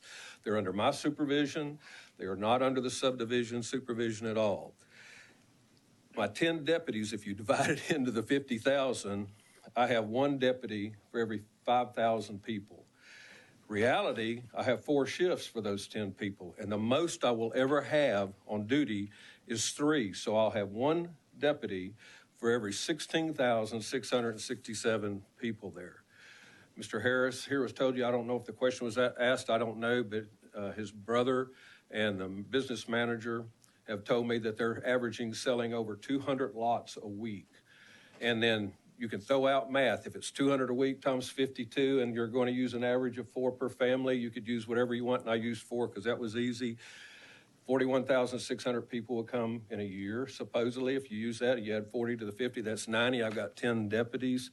That's 1 for 9,000, 3 work a shift, that's 1 for 30,000. The problem that we have in the subdivision is the county judge is here, so I'm going to speak good about him, the commissioner with him. All right, so they have given us everything they can in the budget.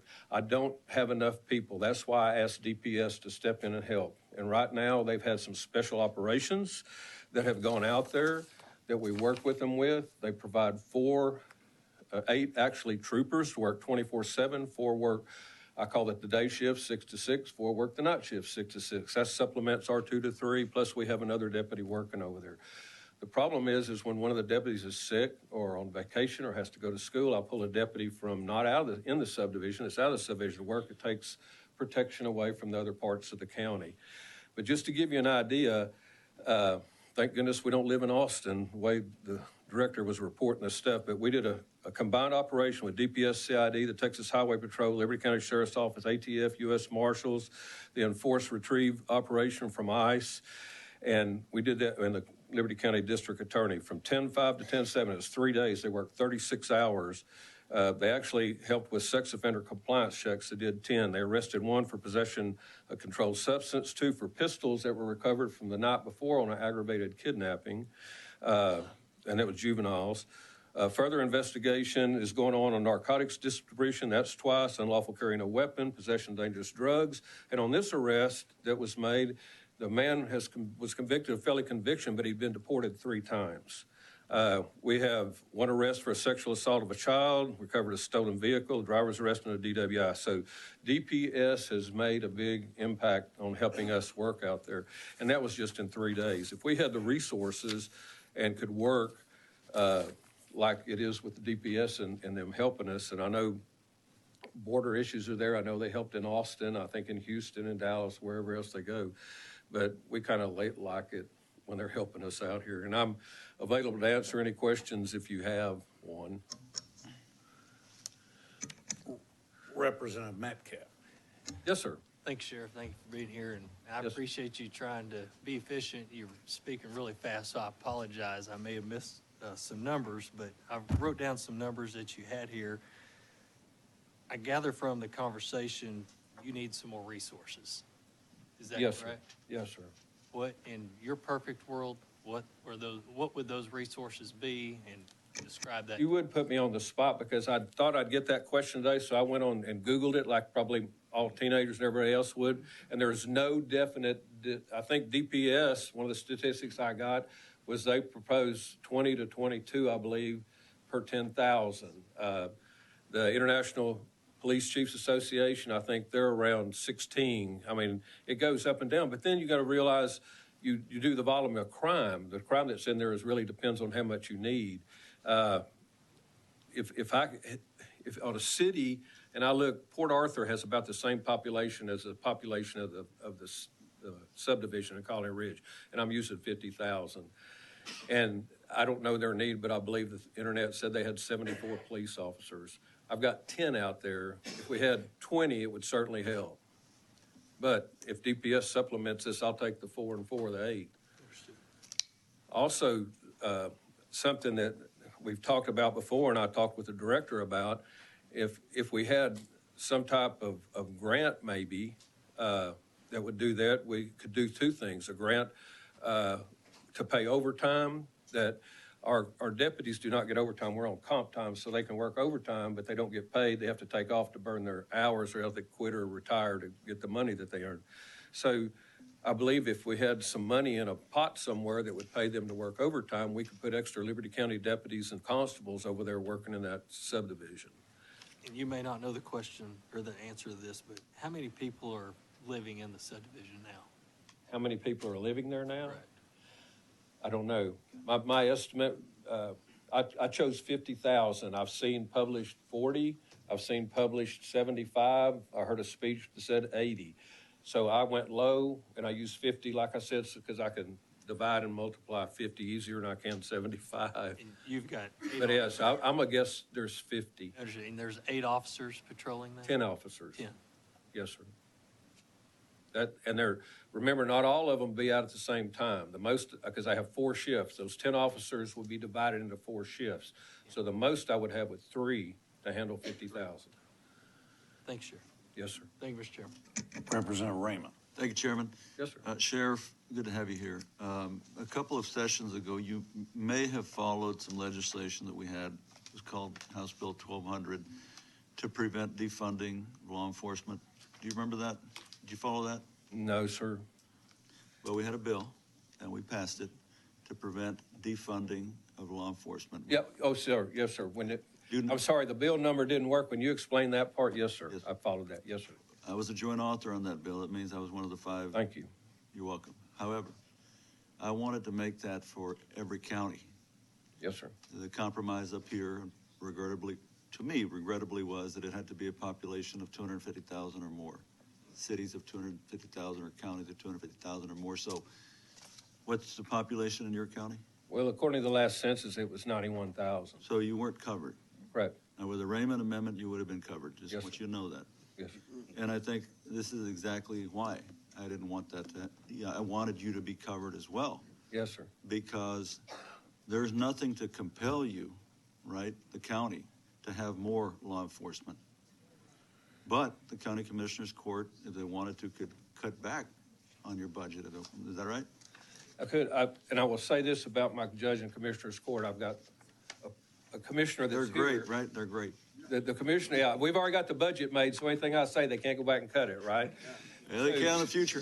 The commissioner that is here with me today is a prior sheriff. Yeah. He's a retired DPS officer, and so I know there's 2 other, one was former DPS, one was the county. I know the commissioners support law enforcement. Well, And the judge. But I'm not, I'm not making light of any of this. I was very involved in that bill. I wanted us to pass it, we passed it, but I wanted it to apply to everything. I grew up in a town of 1,900 people. Yes, sir. My first 6 years up here, I represented 25 towns, 7 counties, 25 towns. And so this is a perfect example, and members and chairman, I mean, I don't know, again, if the governor's listening, maybe we can put this back on the call to say, remember what we passed 2 sessions ago? Do not defund the police, do not decrease law enforcement. But that got cut off at 250,000 population. That leaves out a lot of counties, including this one. And so my hope is that, Chairman, from this hearing, maybe we can do some things that can help not just Liberty County, but a lot of other counties around the state. I mean, I appreciate Director McCraw and DPS, everything they do. But unless we're going to give them another 10 or 15,000 FTEs or more, I don't know that we can. Whatever anybody thinks going on in Colony Ridge, there are a lot of other places in Texas. I promise you, Deep East Texas and other places like that, where they need help. Yes, sir. So, Representative, thank you. Maybe we can take this and make some lemonade. My representative's right there, so Well, we got him on the hook. Well, let's get him, you know what, then maybe he should draft a bill. I'll join author it, or I'll draft it, to say what we passed 2 sessions ago for counties of over 250,000, cities of over 2, let's make it all the counties. Right. Thank you. Representative, you're shaking your head yes. Thank you. Vice Chair Hernandez, go ahead. Sheriff, thank you so much for being here. You went down the list of the arrests, and you started that by mentioning that is cartel and gang member presence, but that in the last 3 years, there haven't been any arrests. They're present in the subdivision. They are not committing any crimes. And what I've told other people, we do have, as in any county or maybe even city, we have other gang members throughout the county and other subdivisions. We've got noted gang members, we got banditas, we got Aryan Brotherhood, Aryan Outside of the Colony Ridge. outside of Colony Ridge and other subdivisions. I mean, but it's in Liberty County, and they're, we keep watch on them. You said you compared that to Port Arthur because of the similar population. Well, about the same population, yes. The point I was trying to make is even though the reporters say there is a gang presence, and the 2 that I said, we have not got any documentation of MS-13 in there. We believe it might be, but the other 2, yes. And cartel members, yes. But they have not, that we found out, broken any laws that would cause us to arrest them. They're actually being monitored by DEA. Thank you. Speaker Guerin. Sheriff, and again, thank you for being here. Is the crime rate at Colony Ridge any higher than it is in other unincorporated parts of Liberty County? And I'm going to answer your question in 2 ways, okay? Yes, sir, it is higher than any other part of Liberty County because my other parts of Liberty County don't have 50 to 80,000 people. They don't have a dense in that population. subdivision. So when you have a whole bunch of people, if I had a subdivision of 1,000 people in crime that started there, you would expect somebody with 50,000 would have 50 times more. Right. It's not that so. There is more crime, yes, sir. In that There is more subdivision. crime, but I mean, it's not disproportionate to the other unincorporated parts of the county. No, sir. The And problem is the other parts of the county. are not as densely populated. Right. The other parts of the county, I've got, I think, sufficient deputies to handle that. In that area, I do not. Okay. And in the last 2 years, your county commissioners have not defunded your police. No, sir. I was going to make a point Or your on that. department. Some of the statistics I use to get my populations of police per citizens are from defundpolice.org. I'm sorry I have to go there, but I get both sides of the deal. No, I understand. Yes, sir. If they defund it, y'all would be the first ones I'd call. I'd be on the courthouse, the Capitol steps every day. But that's not the been your truth. experience. Your They're county below. commissioners and county judge have done a pretty good job of making sure your funding stays steady or increases. You're exactly correct, yes, sir. Thank you, sir. And again, thank you for being here. Yes, sir. Representative Guillen. Thank you, Sheriff, for being here. We've talked recently and talked about the shortage of law enforcement to unincorporated resident in Liberty County. But in what you've seen and what you've talked to your fellow sheriffs about, would you agree that there are a number of other counties that have the same problem? Oh, yes, sir. And what we noticed, we tried to do a little research about it, and we noticed that it's actually pretty common. That phenomenon, the ratio of law enforcement officer to unincorporated resident, gets worse and worse in these counties that surround the big cities, that surround these big metro and urban areas, where you've got a lot of folks going out, living there now. It's growing quickly. And so, there's like Kaufman County and Wilson County, Kaufman near the DFW area, a lot of those counties out around the DFW area, counties around Bear County, one of mine, Wilson County. We noticed that that they have a higher disparity, I guess, or a higher gap of law enforcement officer to unincorporated area. But have you have you figured out how, where you rank where Liberty County ranks in that regard when you compare it to other counties across the state? Have you been able to do something like that? And I'll answer your question in kind of a couple ways. One, the reason up until recently that we've had a problem retaining law enforcement officers is because they can leave and go to Mount Bellevue and get a major raise. They can go to Baytown and get a major raise. Go to my friend Sheriff Hawthorne, that's not my friend when he takes my good deputies and everything, and get a good raise. They can have been to Hardin County, so they can go to the counties surrounding Jefferson County and get more money. So you can't blame the young people for leaving to go make more money for their families. So retaining the officers there, as far as, and there's several reasons. One, because of the bad media that an officer gets. Officers are afraid to act anymore. We have officers quit just because they get under a little pressure. You know, they're afraid to do anything for everybody with their their phones out, taking pictures, and they're going to have abusive force and have to go to court and everything else. So it's a different type of society. But there's a shortage of law enforcement officers all over. DPS could hire a bunch.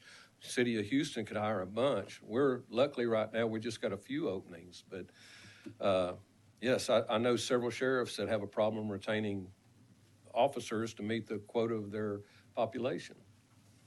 Thank you. Representative. Thank you, Sheriff. We appreciate it. Yes, sir. Thank you. Thank you. Thank you. Jay Knight.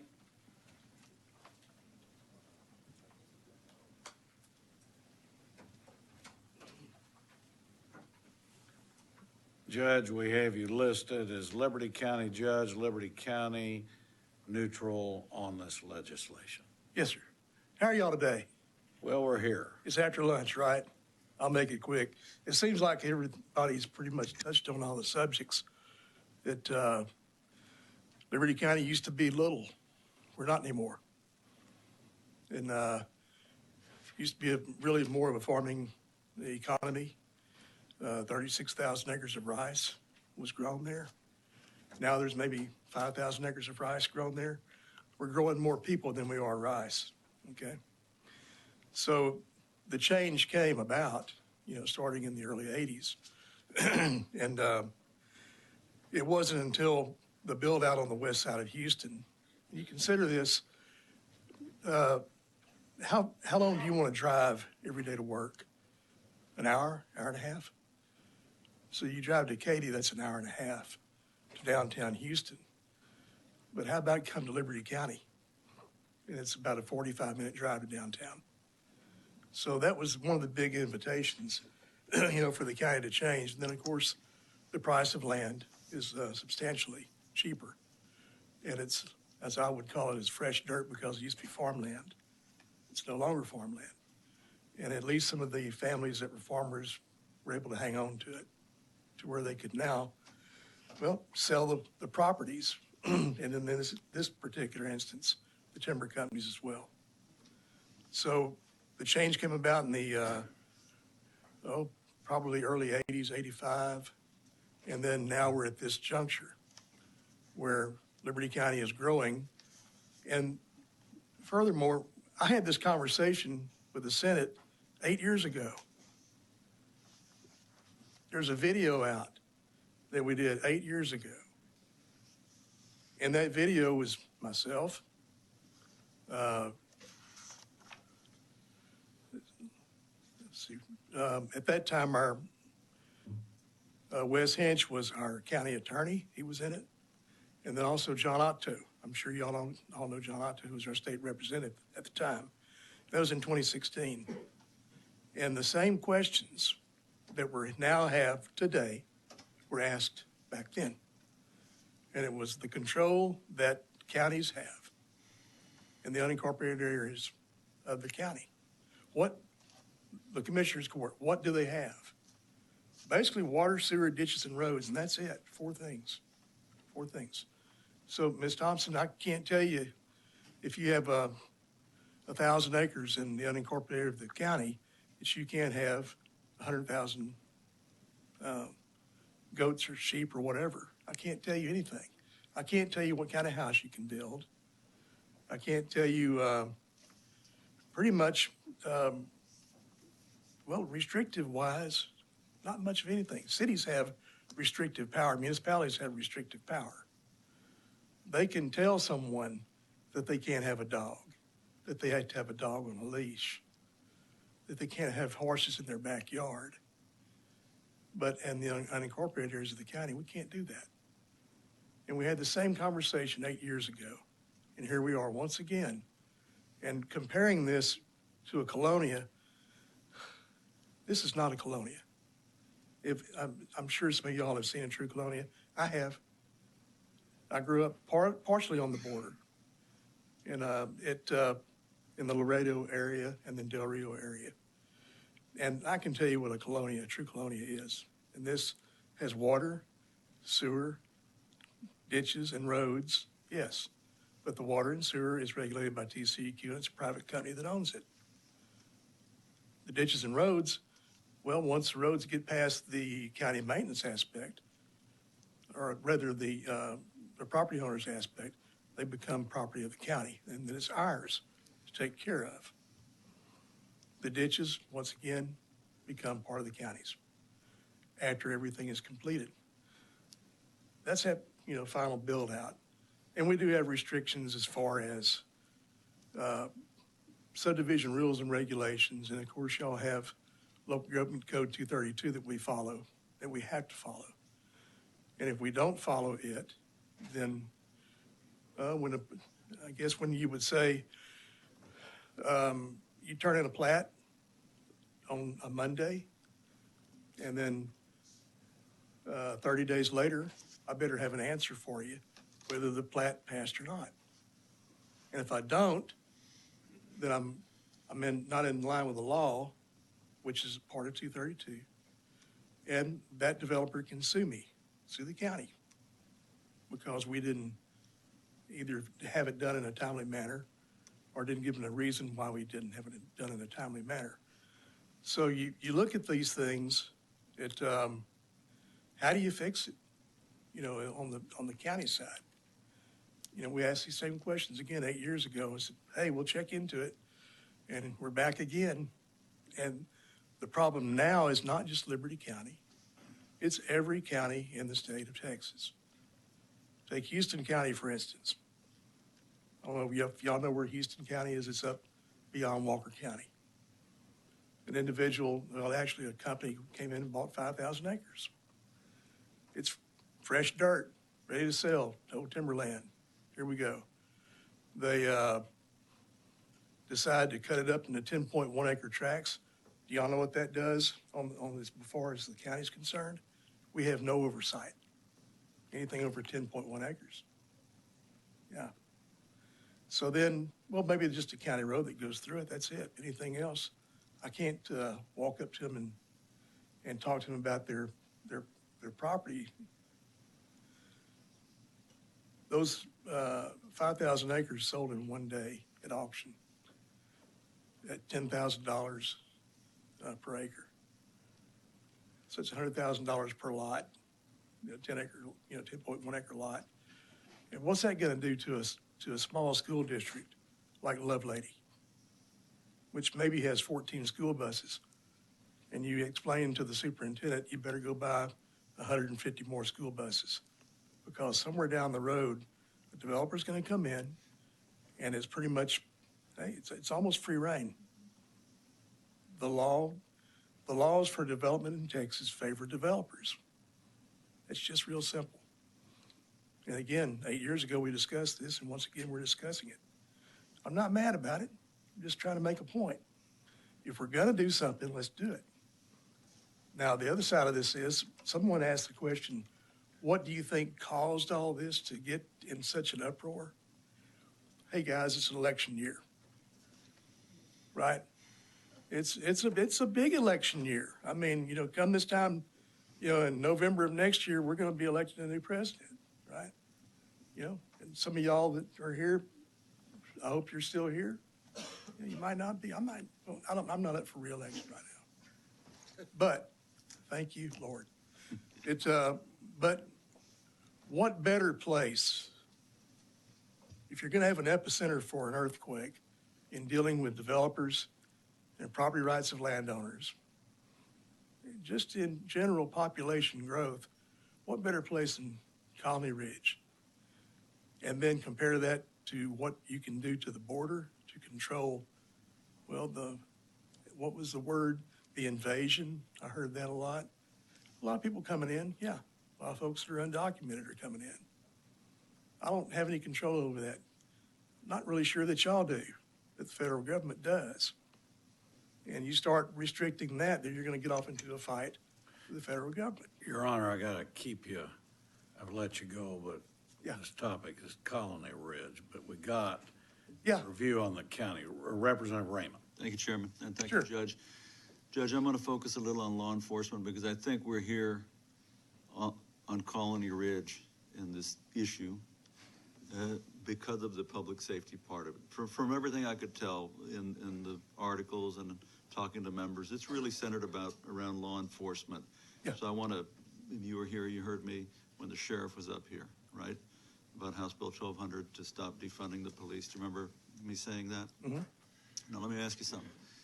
And the sheriff referenced that you approved the budget, so you've approved their budget for your sheriff's department.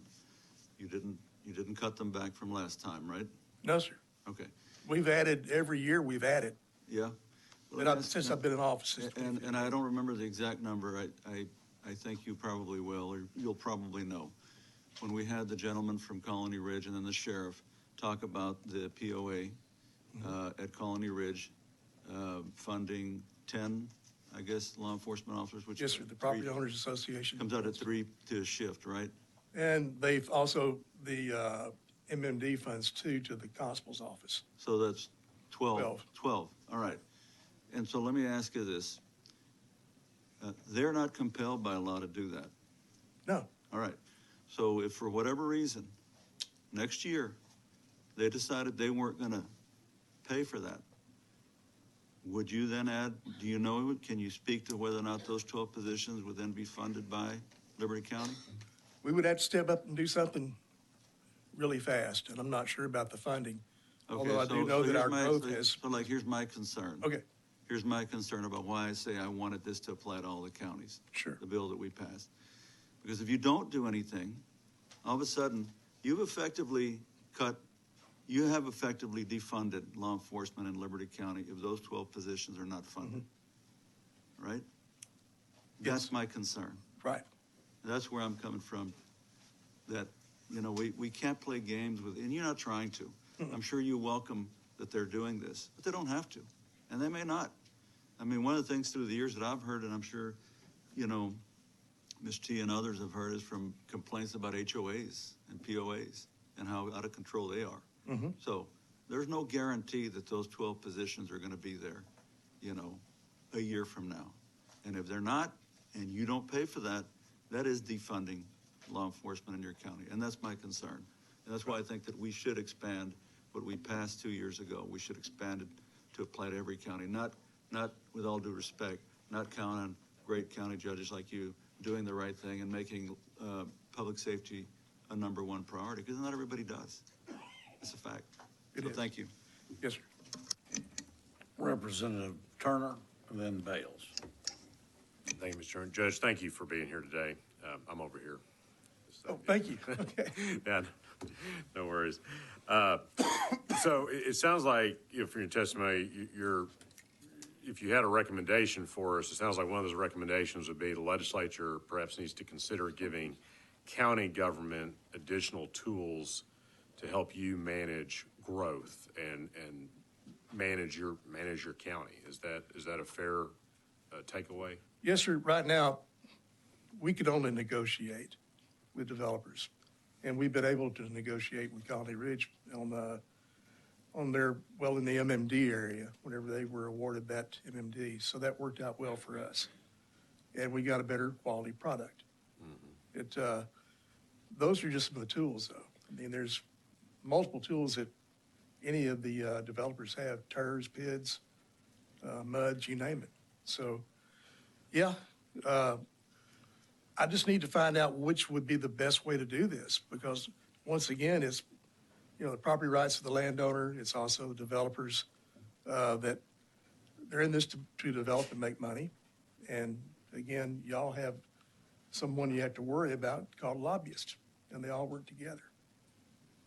So you said you were lucky in that you've got some tools in the MMD. Yes. And that's as a result of legislation that Mr. Bales Yes, sir. authored. Is that right? Okay. Yes, sir. But that obviously doesn't apply to the whole development, just No. that geography. No, I walked into office in 2015, and 4 of the very first developments were already finished. The 5th one was on the calendar for Commissioners Court, and we're like, what is this? And of course, we get it. And at that time, we had one county engineer, and he reviewed everything. So, Mr. Hunter, bear with me just a second on this, because this one county engineer has to take that plat and review it at that time in 45 days. Okay, so in 2016, we changed that, and we hired an outside engineering firm to review the plats. And they do this now. They charge the county, who then back charges the developer, for the service. But it's an engineer of record reviewing an engineered design by another engineering firm. But it guarantees us and our county that everything's been checked. Drainage, everything, roads, all the construction drawings, designs. And then that comes back with a letter certifying that we have reviewed everything and is compliant with all the rules and regulations, subdivisions, and developments in your county and the 232 law. Okay. That worked well for us. Got you.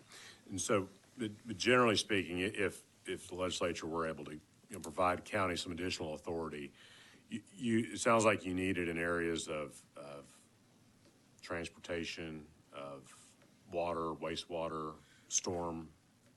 Water is going to be a problem for anybody. I'm just trying to understand, like specifically, if we are able to do something like where you need additional authority to better protect the quality of life. Right. For your county. All developments are not the same size, just like hurricanes are all different. And in this case, Colony Ridge is very, very, very, very large. It became that way in a matter of the last, 9, 10 years. Next thing we know, what about the next development that comes in that might be even larger than Colony Ridge? What can we do as a county better on restrictive powers to work with a developer and get a better quality product for a better quality of life? And that's what we were lacking in the very first go-round. But it turned the corner when the MMD was implemented. It really helped out a lot. And again, I'm thankful that we got that. A lot of folks weren't, but it did make a difference. Yeah. All right, thank you. That's helpful. Representative Bales. Just not, first of all, I just want to say thanks for you coming, Commissioner Arthur, Chief Knox, and Sheriff Rader coming up here. Yes, Plum Grove, I want to hit 2 things that you mentioned. And the question is about flooding. So we mentioned rice fields, a lot of rice farming. You typically, it's low land that you can flood to grow rice. Then you have timberland.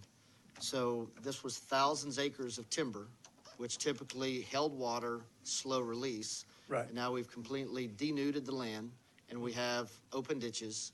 And the big question from the engineering standpoint is always, how do you regulate the outflows so that it doesn't flood adjoining areas or those that are downstream?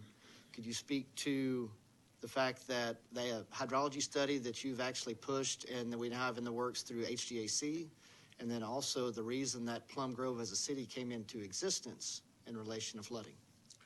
Yeah, Plum Grove was incorporated in 1968, and they've never had a property tax until I think 2019, maybe. So that's quite a while. I think their money came in through maybe a franchise tax, with power companies. So they had very little money to work with, and they relied on the county for an awful lot of their services through interlocal agreements. And would provide materials. They provide materials. We provide the manpower. But the reason, and I reviewed the document about why Plum Grove was incorporated in the first place, it was because they flooded. They flooded a lot. And it was, this was so they could go after grants through HUD and USDA and help them to mitigate flooding. So as far back as 1968. And then in 1976, there was a resolution number 8, and it was a resolution that the city of Plum Grove decided that they didn't want to administer the permits any longer for buildings and for water and for drainage, culverts and such. And they gave all that power over to the county.